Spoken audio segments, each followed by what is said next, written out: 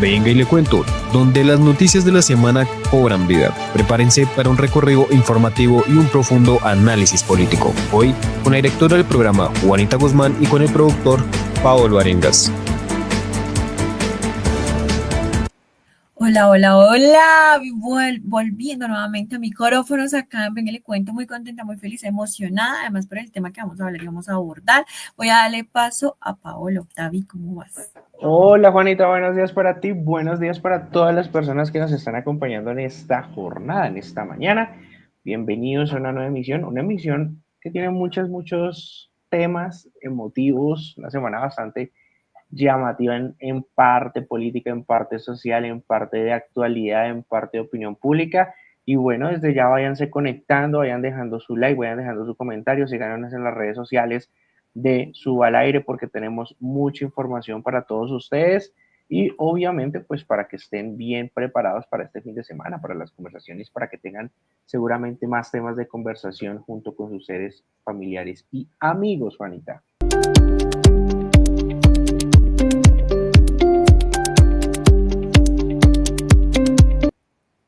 Bueno, David, empecemos a hablar de un momento histórico de nuestro país.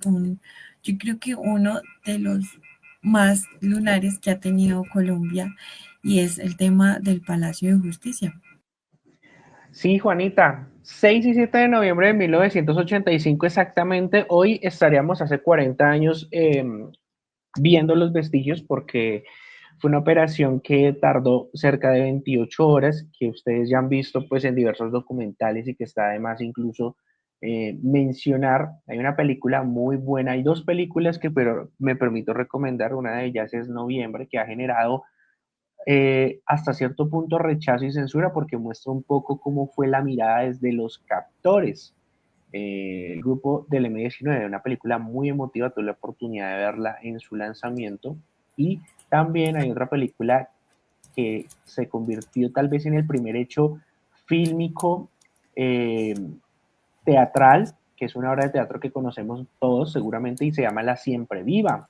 La Siempre Viva, que pasó después a las salas de cine como película y que para esta época siempre está adornando las salas de cine del país en esta búsqueda de legado, memoria y reparación. Así que seguramente si usted tiene la oportunidad de ir a ver la obra de teatro, se la recomiendo.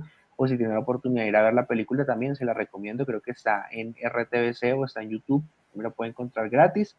Son un momento también en También está en plataformas. Cineco. Está bueno, mira tú, Noviembre está en Cine es Colombia.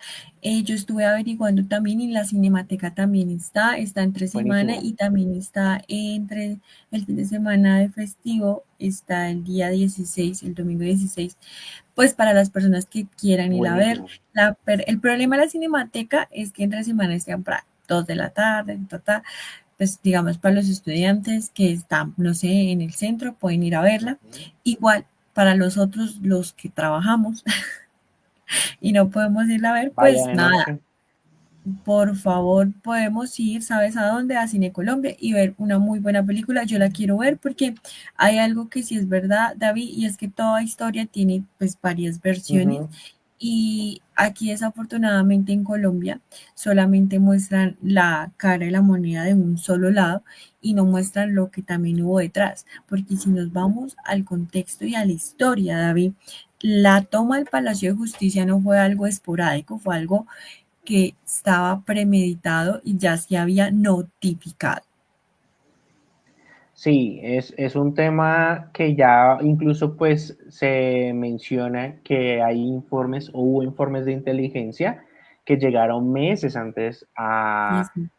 al gobierno nacional y que fueron pues rechazados precisamente. Entonces es un tema anticipado y que vale la pena saber. Y como bien tú dices, desde parte de ambas versiones, esta versión es un poco más desde la mirada del M19 y de cómo los guerrilleros tomaron esta zona. Se enfoca en un baño. Es muy buena la película, la verdad, tuve la oportunidad de verla. Y a propósito de ese tema, pues también hay que mencionar que hay muchos hechos alrededor de la memoria y la reparación. En estos días pues en el Palacio de Justicia hay una exposición respecto a la memoria de estas personas. Te voy a mencionar los nombres de las personas desaparecidas. Siempre dicen, pero bueno, los desaparecidos, ¿quiénes son y a qué se dedicaban? Cristina del Pilar Guarín Cortés, empleada de la cafetería del Palacio. Carlos Augusto Rodríguez Vera, administrador de la cafetería. Bernardo Beltrán, mesero del Palacio. Héctor Jaime Beltrán, mesero de la cafetería. David Suspecelis, chef o auxiliar de cocina. Gloria Estela Figueroa, empleada de la cafetería, también citada como Gloria Estela Lizarazo Figueroa. Luz Mari Portela León, empleada temporal de la cafetería, reemplazaba a su madre el día de la toma, triste. Norma Uy, Constanza sí. Esguerra Forero, visitante del palacio, porque también habían visitas en ese momento. Ana Rosa Castiblanco Torres, empleada de cocina. Irma Franco Pineda, integrante del M19, capturada con vida.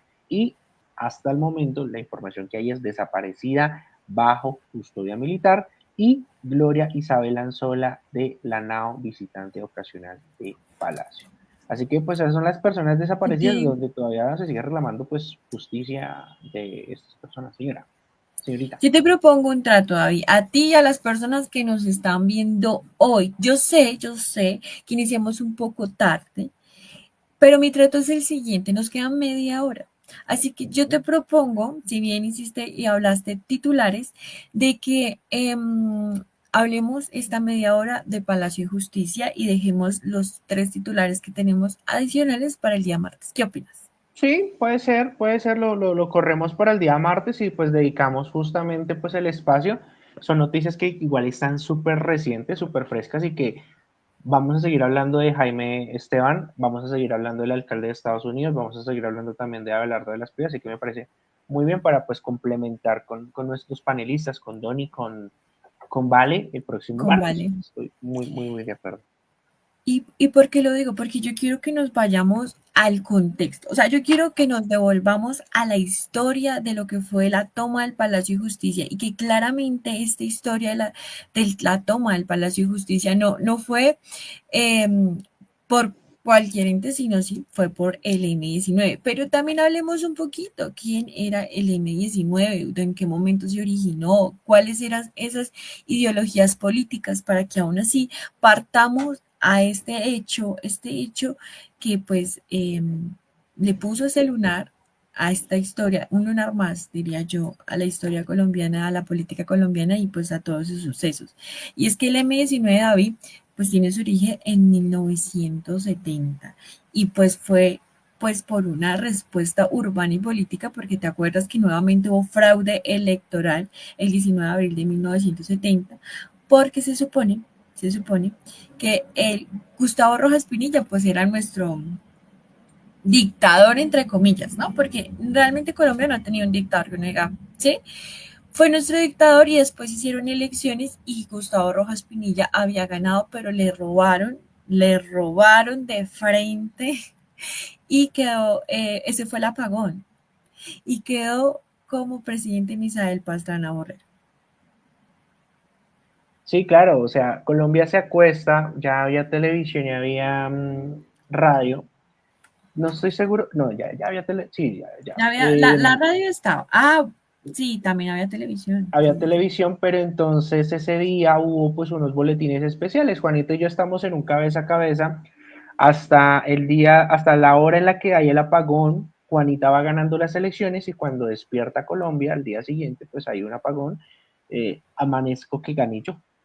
Y obviamente pues esto genera una agitación en las calles muy fuerte, de las primeras grandes protestas después del Bogotazo, porque Colombia históricamente a mí no es que sea de ahora, Colombia siempre ha sido un país donde la protesta se ha buscado legitimar y ha sido un derecho de acción para la ciudadanía, pues se generaron diferentes protestas, obviamente pues rechazando eso y pues ahí es donde nace el M-19 como en sus siglas traduce Movimiento 19 de Abril. Ellos tenían una maniobra aquí bastante particular porque ellos se empezaron a publicitar en periódicos, Juanita. Periódicos como El Espectador, como El Tiempo, en emisoras como La Voz de Bogotá. Y decían como muy pronto, espérelo, M-19 próximamente. Y sus primeras acciones pues fueron hechos llamativos y, por ejemplo, fue el del robo de la espada de Simón Bolívar en 1974 o sacar 5.000 armas de una instalación del ejército en la ciudad de Bogotá, además pues de acciones educativas en universidades, en pueblos y demás que buscaban pues que el movimiento pues tuviera más alcance en este país. Entonces al inicio pues se tomaba como en broma, ya después pues obviamente ya empezó la violencia en los años 80 y obviamente pues también hay que hablar de que antes de Palacio Ahí, hubo una toma, dale, ahí quiero interrumpirte porque hay algo dime. importante ahí que hay que tener en cuenta para toda la gente que dice, ay, esa guerrilla, bla, bla. Quiero decirles y recordarles que el M-19 se creó no solamente con personas de izquierda, queridos, también fue con personajes de derecha, porque se creó el M-19 porque siempre la política quedaba para los mismos y querían también más participación ciudadana, tanto derecha como izquierda. Desafortunadamente aquí solamente vemos a los que fueron de izquierda y a los que fueron de derecha siguen siendo amigos de los mismos, pero este fue un movimiento de los dos que se juntaron y algo muy importante, el M-19, a diferencia de las otras guerrillas como las FARC, como el ELN, esta iba a lo que realmente se puede decir que es una guerrilla, ¿no? Un movimiento revolucionario contra las estructuras y no contra la gente. El M-19 llegó a ser el Robin Hood del pueblo, como para tener un poquito de contexto. Sí, eran personas de diferentes ideologías, además entendiendo que habían solamente pues dos bandos, liberales y conservadores, y pues incipientemente se empezaron a presentar nuevos movimientos sociales, locales, estudiantiles. Toma de la Embajada de la República Dominicana en 1980, obviamente pues también un vuelo a Cuba, ahí tenemos ya que hablar un poco de Carlos Pizarro León Gómez, candidato a la presidencia de la República para las elecciones de 1990, que hizo parte pues de esta situación. Y hay un libro muy bueno que me estuve leyendo, me lo terminé hace muy poco y hablaba pues del proceso de paz de Belisario Betancourt y la tregua en el año de 1984, porque Belisario pues propuso firmar la paz con el M-19, con las FARC, con el ELN y con el EPL, el Ejército Popular de Liberación. Entonces, desde ahí pues ya arranca este acuerdo de paz que el gobierno pues aparentemente rompe, se rompe esa tregua firmada y ahí consideran los insurgentes que el gobierno de Betancourt, que es el mismo de 1985, y incumple y pues ahí se presenta la idea de tomar el palacio. Hay muchas teorías, Juanita, porque aquí hay que hablar de también teorías conspirativas. Se habla de que los capos del narcotráfico en aquel momento, inicialmente encabezados por el cartel de Medellín, apoyaron, financiaron esta toma del Palacio de Justicia porque obviamente lo que buscaban era, como bien lo dice su nombre, quemar muchas actas, muchos temas alrededor pues de la justicia y de las denuncias que habían recaído sobre estos hombres. Igualmente pues sabemos el final de Pablo Escobar, sabemos el final de los Rodríguez Orejuela, pero se habla mucho de que el narcotráfico financió esta toma. El M-19 pues niega por otra parte pues estos hechos, pero pues muchos dicen que esta afectación a la justicia o a la vía judicial pues fue ordenada por los capos de narcotráfico, quienes también estaban en ese tema porque en 1984, Juanita, empezaron las primeras extradiciones de parte Claro, del es gobierno. que ahí tenemos que en 1985 fue la toma del Palacio de Justicia, tenemos que ver el contexto político en el que estábamos, ¿no? Pablo Escobar Gaviria estaba pues en su merced haciendo lo que quería prácticamente, empezó con el tema también más adelante de los extraditables y todo el problema también para y guerrilla, ¿no? Entonces, claramente cuando el M-19, porque él lo notificó, no, o sea, es que nuevamente lo digo, ellos notificaron, también lo vieron muchas personas de política, ¿sí? Del mismo gobierno como una oportunidad para sacar de la contienda a algunos de sus adversarios o contrincantes políticos, ¿sí? Y eso fue lo que pasó. Desaparecieron a gente, o sea, notificaron a gente que según había desaparecido en el Palacio de Justicia, pero realmente sus cuerpos estaban en otros lados, ¿no? Eso pasó, por ejemplo, en la escuela de carabineros, ahí la que Sí. queda en la séptima con 80 y algo, porque esta escuela se prestó para que supuestamente llevaran a guerrilleros para que hablaran, también llevaron que tenían que, o sea, que alguien me diga que tenía que ver las personas de la cafetería. Uh -huh. Además de que todas las acciones, Juanita, fueron de fuego cruzado. O sea, cualquier persona directamente, cualquier persona que se estuviera moviendo entre un bando y otro era objetivo militar, es decir, tenían que darlo de baja tristemente. Imagínate que en algunas cifras se habla de que había cerca de 300 personas cuando empezó la toma. 25 hombres entraron y 10 mujeres, de acuerdo pues a lo pretendido, fueron 6 personas menos, pero pues también hubo, eso fue en un momento en el que también estaba presentándose, y esto es muy importante saberlo, el cambio de seguridad en el Palacio de Justicia. Como bien saben ustedes, hay unas horas para los cambios de los esquemas de seguridad, y también hay que mencionar que era algo que tú ahorita mencionaste, 18 días antes, la inteligencia de aquel entonces conoció planes de la guerrilla buscando ingresar a Palacio, se aumentó la seguridad del edificio, pero en el momento de la toma no había ningún miembro de las Fuerzas Armadas para defenderlo. Volvemos al tema, pues el tema del cambio de la seguridad, o sea, todo hasta milimétricamente pues planeado. Y obviamente, pues a la nación se le salió de las manos, ingresaron tanquetas, ustedes ya pueden ver las imágenes ahí, creo que ahí hemos visto ya fotos de las Claro, uy, tanquetas. no, eso fue tenaz. Yo nuevamente voy a poner las Sí, imágenes por a este favor, lado es un para, tema. El para que vean. palacio, la casa del florero, pues se convirtió como en el centro también número uno, donde pues se llevaron a todas las personas que iban saliendo del M19. Esa era la antigua fachada del Palacio de Justicia, esa es la que ustedes ven ahí, esta que tuvo que ser reformada, y el Palacio de Justicia termina siendo entregado en 1990 con su nueva fachada. Se imagínense ustedes la cantidad de daño que hubo, pues obviamente era una estructura que era nueva, porque este edificio data de los años 70. Fue el último de los en finalizarse del centro de Bogotá, y pues la antigua Plaza de Bolívar, esa entrada que es la principal, y la del sótano, que fue donde entraron pues los guerrilleros, por la del sótano, y pues por esta pues ya obviamente no iban a entrar con las armas, ahí ya entró A fue las, la tanqueta. a las 11:30 de David entraron y fueron 35 guerrilleros del M-19 liderados por Andrés Almaris y Luis Otero. 35 guerrilleros hicieron un mierdero. 35, sí, literalmente 35, y pues lo que te digo, o sea, mira que habían 300 personas, estas fueron pues algunas marchas ya años posteriores, pues obviamente hay una fundación alrededor de las personas que están buscando pues obviamente justicia y demás. Hay muchas cosas, ¿no? Las declaraciones de Belisario Betancourt diciendo pues que él tenía que actuar bajo los principios de legitimidad del Estado. Ahí ustedes pueden ver una de las tanquetas ingresando. De hecho que hay algunas placas también en esa zona, ahí que hablan de la memoria, de la justicia, de la reparación. Estos fueron los magistrados que cayeron. Obviamente creo que tienen igual importancia que los desaparecidos, porque Claro. no tenemos que ponerlos en importancia a ellos porque sean magistrados.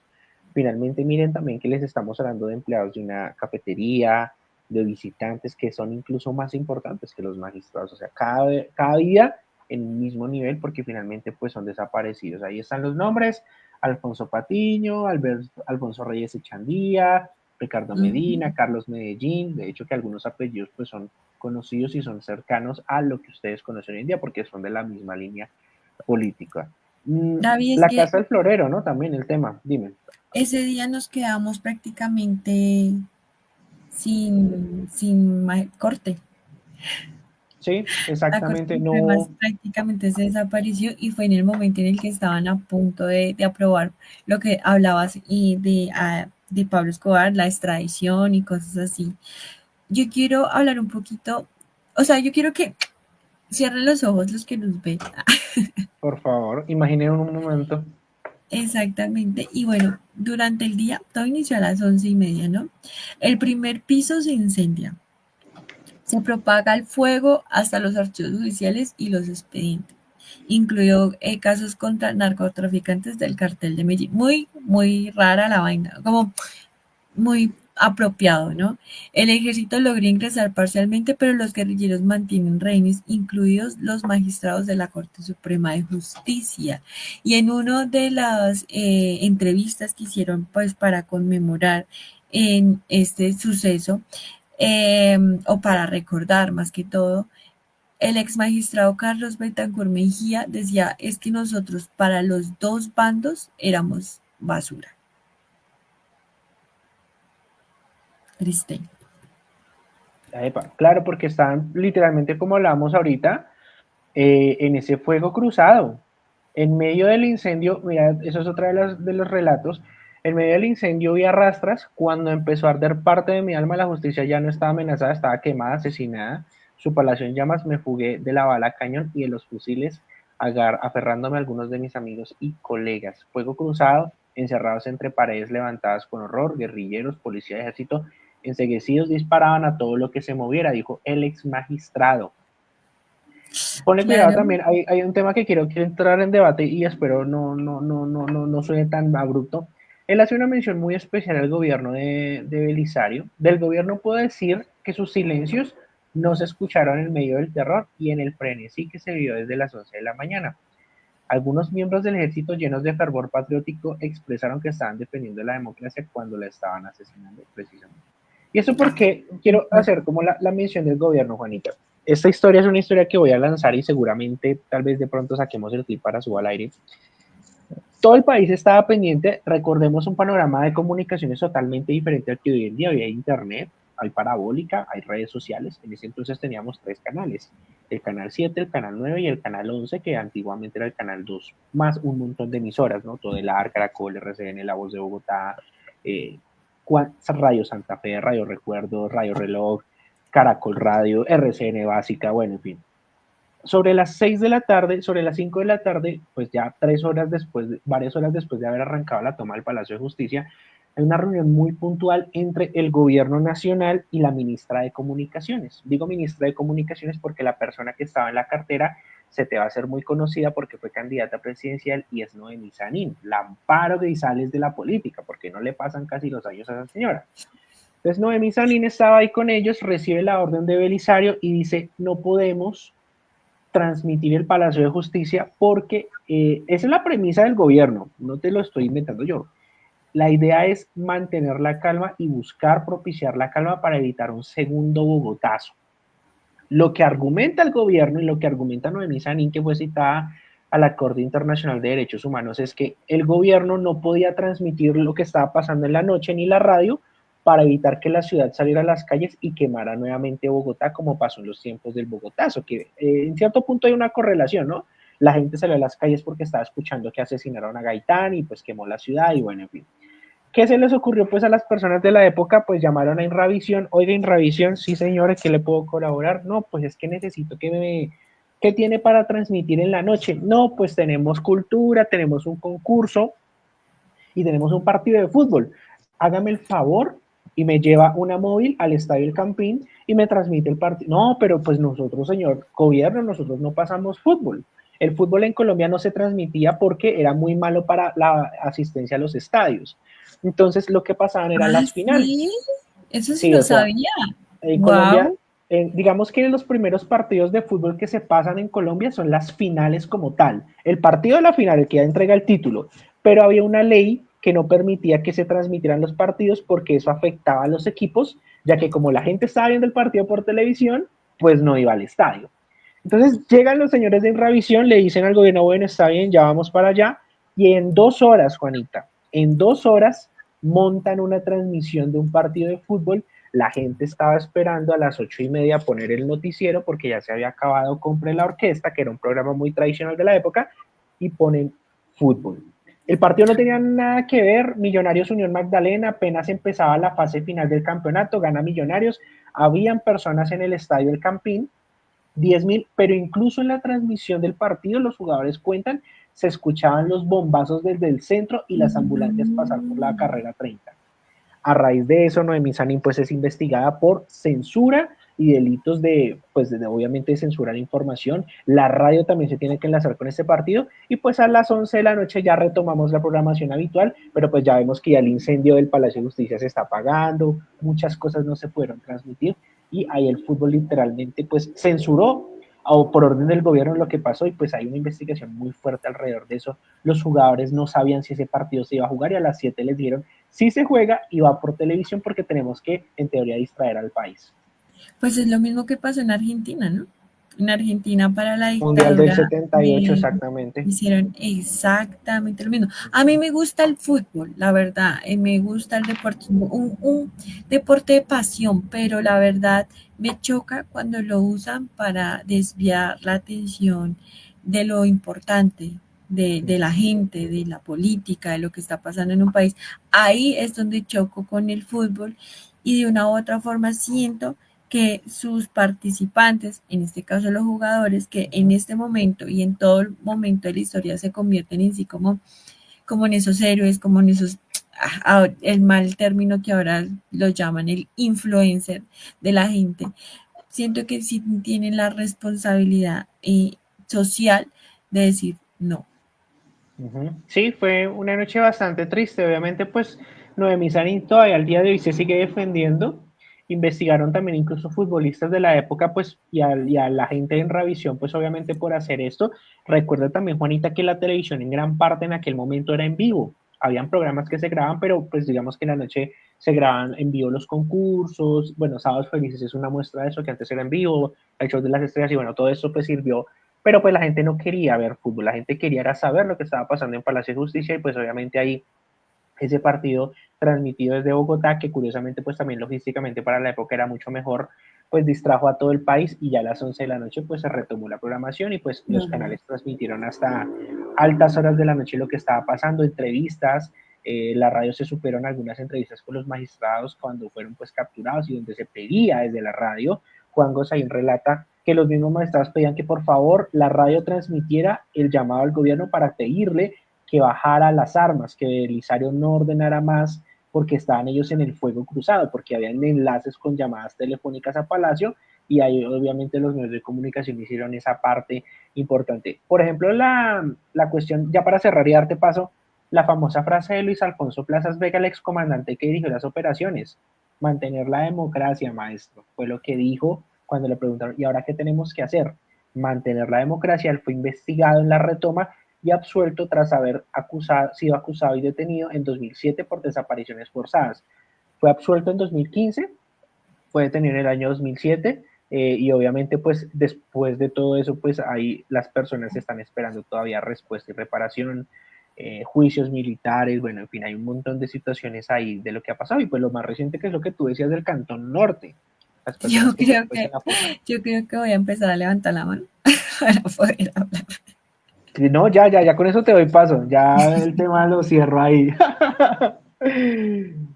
Por favor. Puntos importantes Sí, para hablar de este tema y uno de los que siento yo que es muy triste es el suceso del presidente de la Corte Suprema, Alfonso Reyes Echevarría, que muere pidiendo cese al fuego por radio. No fue la radio. escuchado y tras Ahí del hecho fue. le mandan un partido. Sí, ahí la radio. Sí, no. Ah, otra cosa. Al día siguiente, no, las crónicas del partido de fútbol no pueden hablar de nada de lo que pasaba con el Palacio de Justicia. Hubo Pues una orden del claramente, Ministerio de Comunicaciones donde no se puede mencionar absolutamente qué nada. horror.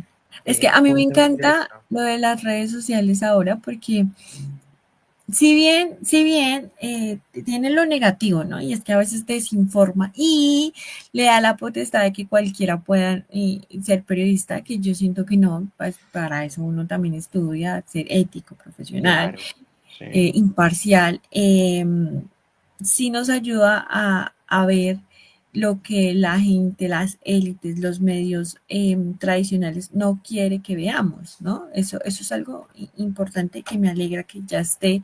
Claramente, si la cosa hubiera sido en este momento, la historia hubiera sido totalmente diferente o se hubiera conocido un poco más.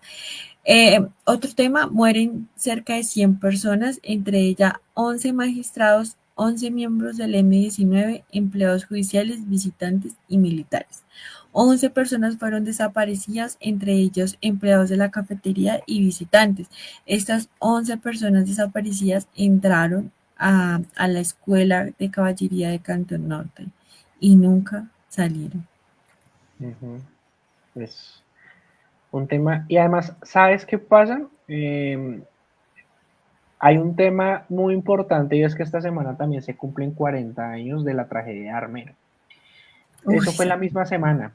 Eso fue en la misma semana. Y lo que argumentan mucho, lo que argumenta también el mismo gobierno y algunos medios de comunicación es que, obviamente, pues bueno, pasó lo de Palacio, quedó muy reciente, listo, vamos a buscar a esos desaparecidos, pasa lo de Armero.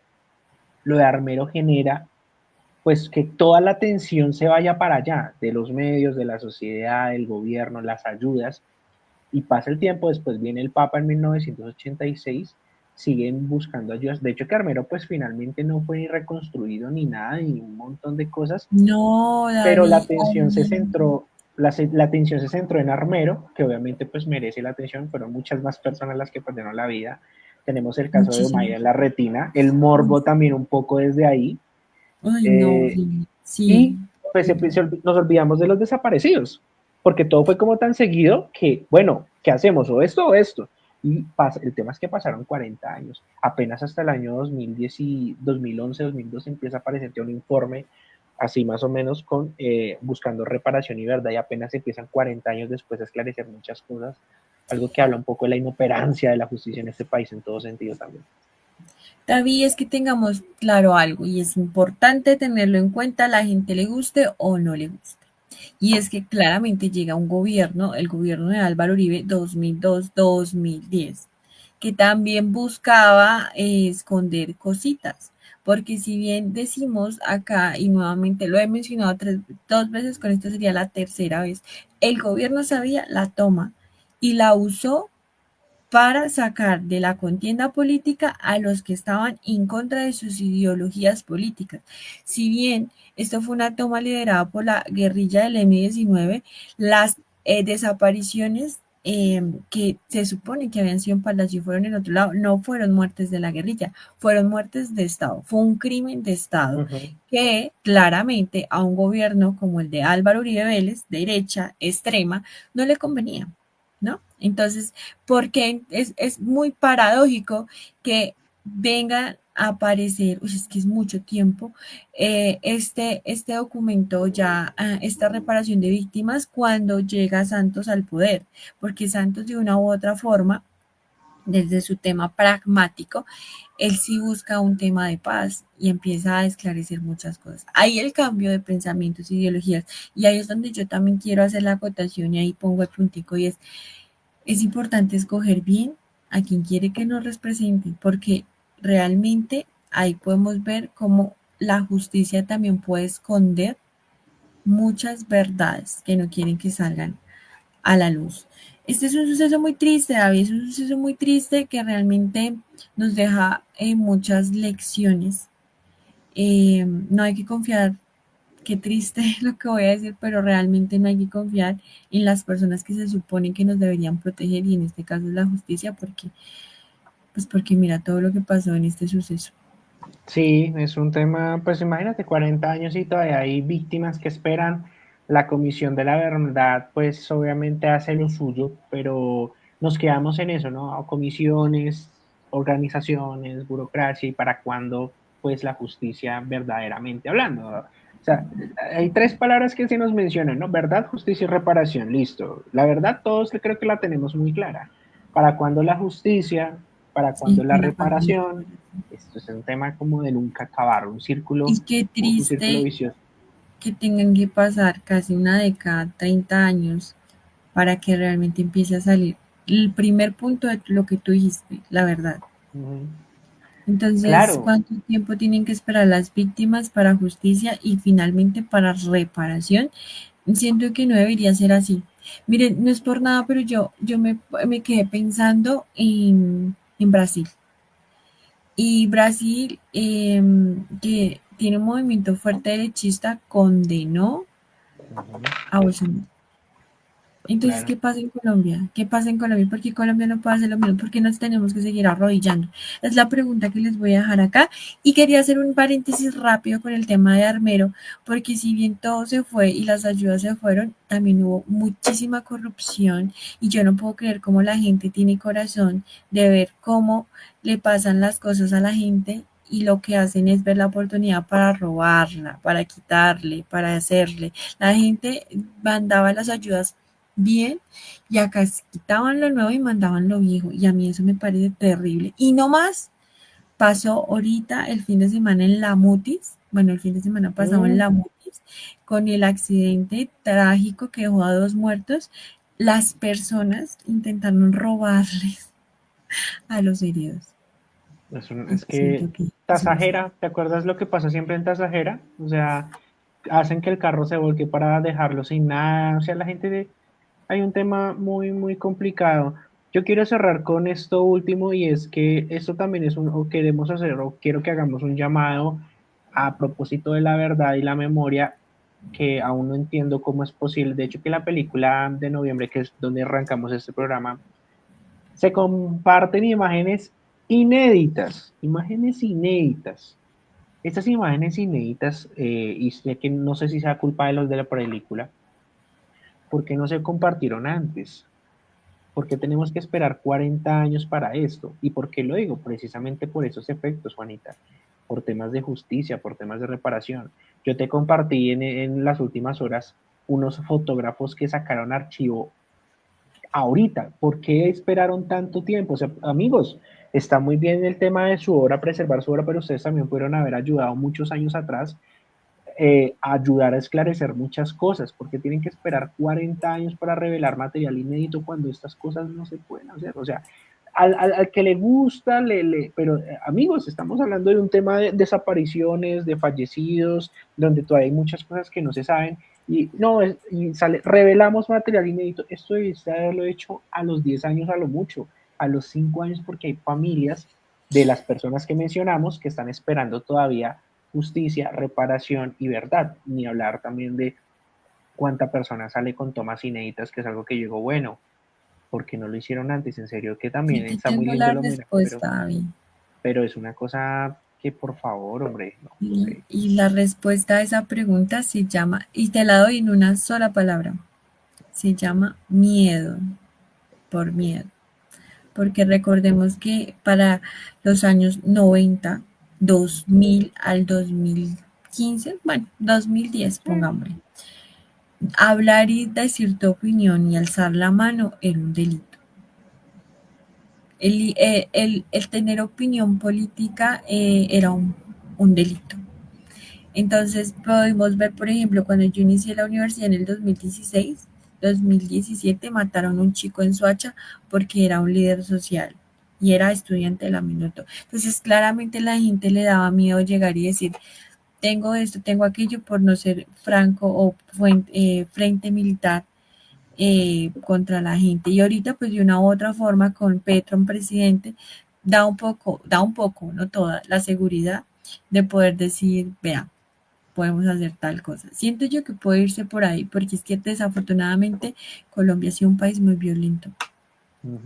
Seguramente, y pasarán de pronto cuando lleguemos a los 50 años, nuevos registros. El tema es que, como bien decimos, y creo que ha sido el llamado inicial, se pueda lograr la justicia y la reparación para estas personas. Debe ser esa zozobra de saber o tener alguna esperanza de si estarán vivas o al menos dónde están, si fueron desaparecidas o Claro. cesadas de vida, tristemente, Juanita. Bueno, y ustedes que están allá, recuerden seguirnos en redes sociales. Estamos en Instagram, Facebook, TikTok e Instagram como venga y le cuento.p. Vamos a estar compartiendo contenido inédito e importante para que usted, por favor, vaya, lo vea, le dé muchísimo amor. Y en su al aire nos puede encontrar como arroba su al aire 88.4 en X, YouTube, Facebook, Instagram y TikTok, arroba su al aire 88.4. Esas son nuestras redes sociales para que nos ubique, para que nos encuentre y para que haga parte también y se sume a la conversación. Vamos a estar hablando de detalles y obviamente pues las emisiones, ¿no? La de hoy y la del martes y además nuestros programas, nuestros contenidos, Epifanía, talentos locales, faldas y todos los demás espacios, noticias, porque también tenemos cápsulas informativas en las redes sociales y los mejores espacios, los mejores momentos de nuestro programa, venga y le cuento, también aparecen allí. Esto es todo por hoy y chao, chao.